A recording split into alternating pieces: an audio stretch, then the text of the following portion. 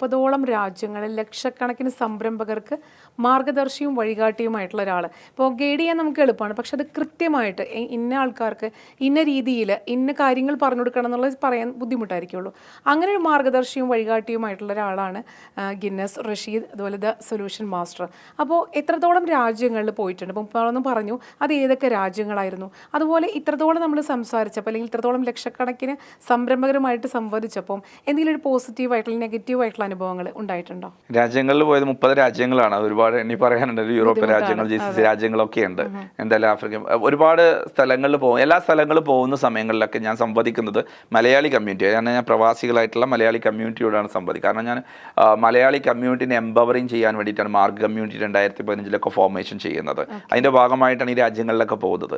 അപ്പോൾ പോകുന്ന സമയത്തൊക്കെ ഉള്ള ഒരു പ്രധാനമായിട്ടുള്ള ഒരു വിഷയം കണ്ടിട്ടുള്ളത്, നമ്മുടെ നാട്ടിൽ മലയാളി കമ്മ്യൂണിറ്റിനെ വിളിച്ചിരുത്തിയിട്ട് ഇങ്ങനെ ഒരു ബിസിനസ് ട്രെയിനിങ്ങിനെ കുറിച്ചും ഈ പേഴ്സണൽ ഡെവലപ്മെൻറ്റിനെ കുറിച്ചൊക്കെ പറയുന്ന സമയത്ത് തുടക്കത്തിൽ ഒരു നെഗറ്റീവായിട്ടുള്ള ഒരു അപ്രോച്ചായിരുന്നു തുടക്കം മുതലൊക്കെ ഉണ്ടായിരുന്നത്. അതിൻ്റെ ആവശ്യം എന്താണ്, എന്തിനാണ് പേഴ്സണൽ ഡെവലപ്മെൻറ്റ്, എന്തിനാ ബിസിനസ് പഠിച്ചിട്ട് ചെയ്യണമാണോ, ചെയ്തിട്ട് പഠിക്കണമല്ലേ എന്നൊക്കെ കാഴ്ചപ്പാടുണ്ടായിരുന്നു.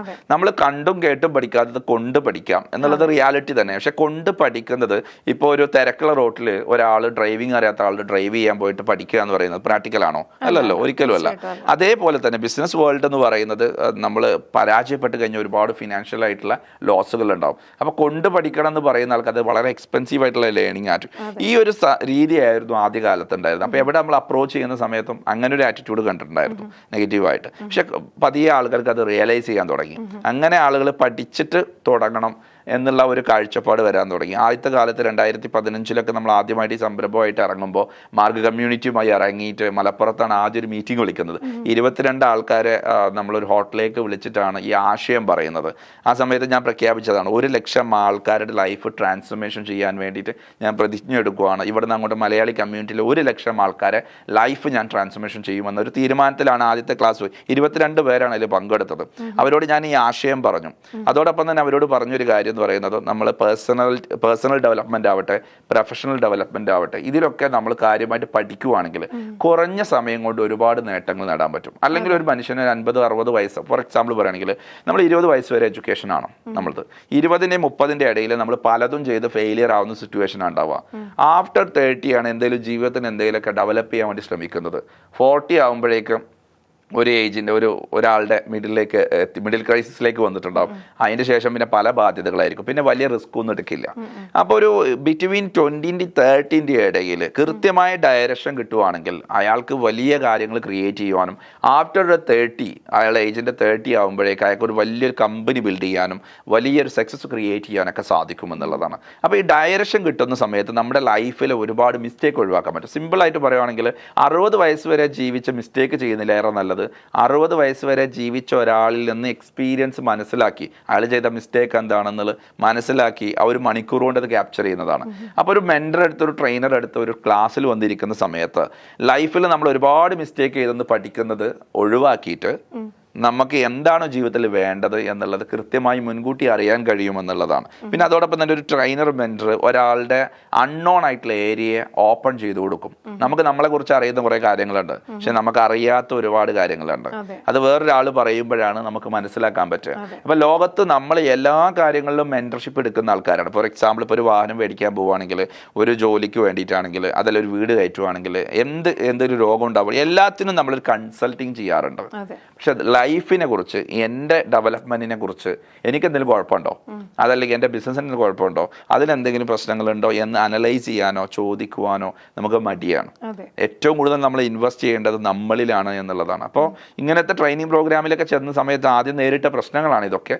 പക്ഷെ പതിയെ ഇപ്പോൾ ആളുകൾ അത് സ്വീകരിച്ചു തുടങ്ങി. ഇപ്പോൾ എവിടെ ട്രെയിനിങ് വെച്ച് കഴിഞ്ഞാലും ഒരുപാട് ആളുകൾ വരാറുണ്ട്. എല്ലാവരും ഇപ്പോൾ ഖത്തറിൽ പോയപ്പോൾ 6 ദിവസം ഖത്തറിലുണ്ടായിരുന്നു, 6 ദിവസം സൗദിയിലുണ്ടായിരുന്നു. എല്ലാ പ്രോഗ്രാം ഹൗസ്ഫുൾ ആയിരുന്നു. സാർ നേരത്തെ പറഞ്ഞതുപോലെ മടി ഉണ്ടാകും. ആരോട് ഇപ്പം എങ്ങനെ ചോദിക്കണം, അല്ലെങ്കിൽ ചോദിക്കേണ്ട കാര്യമുണ്ടോ, നേരത്തെ പറഞ്ഞ കണ്ടും കേട്ടും അല്ലെങ്കിൽ കൊണ്ടും പഠിക്കണം എന്ന് പറയുന്നതിന് പകരം കൊടുത്ത് പഠിക്കാൻ പറ്റുന്ന രീതിയിൽ എത്താൻ തീർച്ചയായിട്ടും ദ സൊല്യൂഷൻ മാസ്റ്ററിനെ അപ്രോച്ച് ചെയ്യാവുന്നതാണ്. കാരണം എല്ലാ തരത്തിലുള്ള സൊല്യൂഷൻസും, ഒരു ബിസിനസ് പ്രോബ്ലംസിൻ്റെ അല്ലെങ്കിൽ കൺഫ്യൂഷൻസിൻ്റെ സൊല്യൂഷൻസ് നമുക്ക് കിട്ടാനായിട്ട് ദ സൊല്യൂഷൻ മാസ്റ്റർ നമ്മളെ സഹായിക്കുന്നുണ്ട്, അല്ലേ? അപ്പോൾ നമ്മൾ ഇത്രയൊക്കെ നമ്മൾ സംസാരിച്ചു. അപ്പം വളരെ ക്യൂരിയസ് ആയിട്ട് ഞാൻ വെയിറ്റ് ചെയ്തിരിക്കുന്ന ഒരു കാര്യമാണ് നമ്മുടെ ഗിന്നസ് റെക്കോർഡിൻ്റെ കാര്യങ്ങൾ. കാരണം ഒരു ഗിന്നസ് റെക്കോർഡിൽ എത്താൻ തന്നെ ഒരുപാട് ആളുകൾ ഒരുപാട് കഷ്ടപ്പെടുന്നുണ്ടാവും. അപ്പോൾ ഒന്നിലധികം ഗിന്നസ് റെക്കോർഡുകളിൽ എത്തുക എന്ന് പറഞ്ഞാൽ it's not a small thing, it's a big thing, it's a great thing.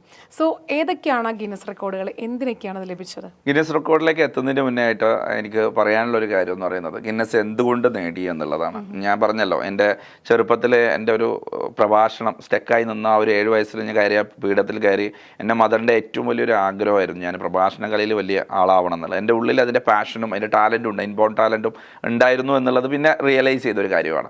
അപ്പോൾ അതിനെ ഡെവലപ്പ് ചെയ്ത് മിനിക്കെടുത്തു എന്നുള്ളതാണ്. അപ്പോൾ അത് കഴിഞ്ഞിട്ട് നമ്മൾ അതിൽ കുറേ മുന്നോട്ട് പോയ സമയത്ത് നമ്മൾ ആസ് എ ട്രെയിനർ എന്നുള്ളതിലേക്ക് ഞാൻ പിന്നെ ചിന്തിച്ചൊരു കാര്യം എന്ന് പറയുന്നത്, എന്തുകൊണ്ട് നമ്മൾ ഇപ്പോൾ ഒരു കാര്യം ആൾക്കാരോട് പറയുന്നത് എന്താണ്, world top of the ought to become best in the world. അതാണ് ഒരു പ്രൊഫഷണൽസിനോടും ബിസിനസ്സുകാരോടും പറയുന്നത്.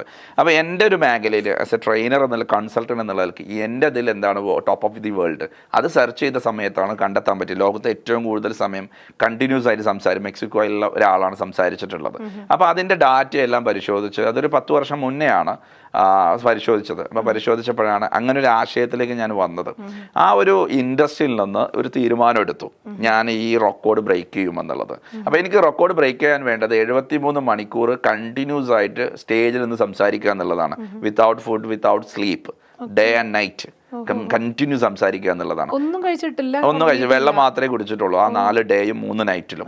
അപ്പൊ ഇങ്ങനത്തെ ഒരു അറ്റംപ്റ്റ് നടത്തുമ്പോൾ സ്വാഭാവികമായിട്ട് മരണം വരെ സംഭവിച്ചേക്കാം, അതുപോലെ സൗണ്ട് പോയേക്കാം, പലതും സംഭവിക്കും. അപ്പൊ അതിനുള്ള ഒരു ഒരുപാട് ഫാക്ടേഴ്സ് ഉണ്ട്.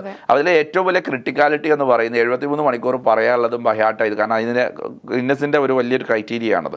അത് കംപ്ലീറ്റ് ഞാൻ ബൈഹാർട്ട് ചെയ്യണം. അതോടൊപ്പം തന്നെ അത് ഓർഡറിൽ പറയും വേണം. 38 ഗസറ്റഡ് ഓഫീസർമാർ സൈൻ ചെയ്യണം ഈ ഓർഡറിലാണ് വന്നത് എന്നുള്ളത്. അപ്പൊ ഇതിനൊരു 16 പേജുള്ള വലിയൊരു ക്രൈറ്റീരിയ ഉണ്ട് ഗിന്നസിലേക്ക് അത് എത്തണമെന്ന്. കാരണം ഗിന്നസ് എന്ന് പറഞ്ഞു കഴിഞ്ഞാൽ ലോകത്ത് ഇന്ന് വരെ ഒരാളും ചെയ്യാത്ത കാര്യമായിരിക്കണം, ഒരാൾ മാത്രം ചെയ്ത കാര്യം, അതിനാണ് ഗിന്നസ് കിട്ടുള്ളൂ. കാരണം ആ മേഖലയിൽ ഇപ്പൊ ഞാൻ നേടിയിരിക്കുന്നത് ലോങ്ങസ്റ്റ് ബിസിനസ് ലെസൺ ആണ്. ഇപ്പൊ ഗൂഗിൾ ചെയ്ത് കഴിഞ്ഞാൽ ലോങ്ങസ്റ്റ് ബിസിനസ്, ലോകത്ത് ഏറ്റവും കൂടുതൽ സമയം സംസാരിച്ച്, ഇപ്പൊ ലോങ്ങസ്റ്റ് ബിൽഡിംഗ്, ഹയസ്റ്റ് ബിൽഡിംഗ് ഒക്കെ അടിക്കുന്ന പോലെ തന്നെ ലോങ്ങസ്റ്റ് ബിസിനസ് ലെസൺ, അതിൽ 73.15 എന്നെ കൂട്ടിച്ചേർക്കാൻ വേണ്ടിയിട്ട് ഞാൻ ഈ 9 വർഷക്കാലം പ്രാക്ടീസ് ചെയ്യും. 1 വർഷക്കാലം ഒരു കൺഫ്യൂഷനിലായിരുന്നു. പിന്നെ അത് കഴിഞ്ഞ 73.15 എന്ന് പറയുമ്പോൾ അതിന് മുന്നേ 70 അങ്ങനെ അതിന്റെ മുന്നേ ഓരോരുത്തരും ഇങ്ങനെ അച്ചീവ് ചെയ്ത് വന്നതാണ്, ചെയ്തിട്ട് വന്നത്. അപ്പൊ ഈ 73 ആണ് ഇപ്പോഴത്തെ റെക്കോർഡ്. 73.15 അതെന്റെ പേരിലാണുള്ളത്, ഒരു മലയാളിയുടെ പേരിലാണുള്ളത്. പക്ഷെ അതിലേക്ക് എത്താൻ വേണ്ടി ഈ 9 വർഷക്കാലം എന്റെ പ്രാക്ടീസ് സൗണ്ടിൽ വളരെ ഇമ്പോർട്ടന്റ് ആണ്. കാരണം ഇത് മുടങ്ങാൻ പാടില്ല. അതുപോലെ തന്നെ ഫിസിക്കൽ ഫിറ്റ്നസ്, പിന്നെയുള്ള നമ്മുടെ ഏറ്റവും വലിയ ചലഞ്ച് നമുക്ക് എല്ലാവർക്കും അറിയാം, ഉറക്ക്. നമുക്ക് ഒരു ദിവസം ഉറങ്ങിയിൽ പിറ്റേ ദിവസം നമുക്ക് മെമ്മറി ലോസ് ആവും, അതോടൊപ്പം തന്നെ നമുക്ക് എനർജി ലോസ് ആവും. അപ്പൊ ആ എനർജി പോവാതെ, മെമ്മറി പോവാതെ, റീകോൾ വാല്യൂയോട് കൂടെ ആ സ്റ്റേജിൽ നിൽക്കാനുള്ള കപ്പാസിറ്റി അത് വളരെ ക്രിട്ടിക്കൽ ആയിരുന്നു. അപ്പൊ അതിന്റെ സീക്രട്ട് എന്ന് പറയുന്നത്, ഞാൻ ഓരോ ദിവസം ഉറക്ക് റെഡ്യൂസ് ചെയ്ത് കൊണ്ടുവന്നു. ഉറക്ക് റെഡ്യൂസ് ചെയ്യാൻ വേണ്ടിയിട്ട് നമ്മൾ എക്സസൈസ്, അതിനുള്ള ഒരുപാട് എക്സസൈസുകളുണ്ട്.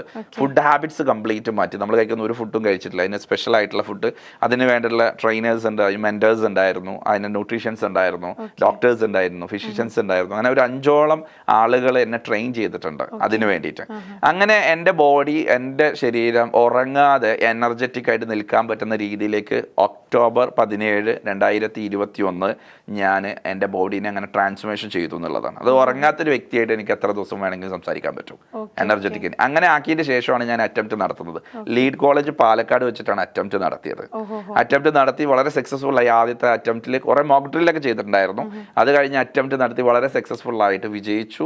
അത് കഴിഞ്ഞിട്ട് പിറ്റത്തെ മാസം നവംബറിലാണ് ദുബായിൽ വെച്ചിട്ട് ഗിന്നസ് വേൾഡ് റെക്കോർഡിന്റെ സർട്ടിഫിക്കറ്റ്സ് റിസീവ് ചെയ്യുന്നത്. ഇപ്പോഴും ഞാൻ തന്നെ കോമ്പറ്റീഷൻ നടന്നത് ലീഡ് കോളേജിൽ പാലക്കാട് വെച്ചിട്ടായിരുന്നു. പക്ഷേ ഇത് റിസീവ് ചെയ്യുന്നത് ദുബായിൽ വെച്ചിട്ട്. അന്ന് കോവിഡ് കാലമായതുകൊണ്ട് 2021 അല്ലേ, കോവിഡ് കാലമായതുകൊണ്ട് ഇവിടുന്ന് ആ ഒരു പ്രോഗ്രാം ചെയ്യാൻ പറ്റാതായി. അപ്പോൾ അവർ വരില്ല എന്നുള്ളത് കൊണ്ട് ദുബായിൽ വെച്ചിട്ടാണ് ഫംഗ്ഷൻ. ഗിന്നസിന്റെ അതോറിറ്റി ഒക്കെ വന്ന് അവിടെ നിന്ന് വെച്ചിട്ടാണ് അത് റിസീവ് ചെയ്തത്. വലിയൊരു ചടങ്ങായിരുന്നു ദുബായിൽ. അതാ കിട്ടുന്നത്. അത് കഴിഞ്ഞിട്ട് പിന്നെ Indian record, Asian record, Kalam world record, Arabian world record, time world record, ഇതൊക്കെ ഓരോ വേൾഡ് റെക്കോർഡ് അതോറിറ്റികളാണ്. ഇന്ത്യൻ, ഏഷ്യ, ഇതൊക്കെ ഓരോ കാറ്റഗറിയാണ്.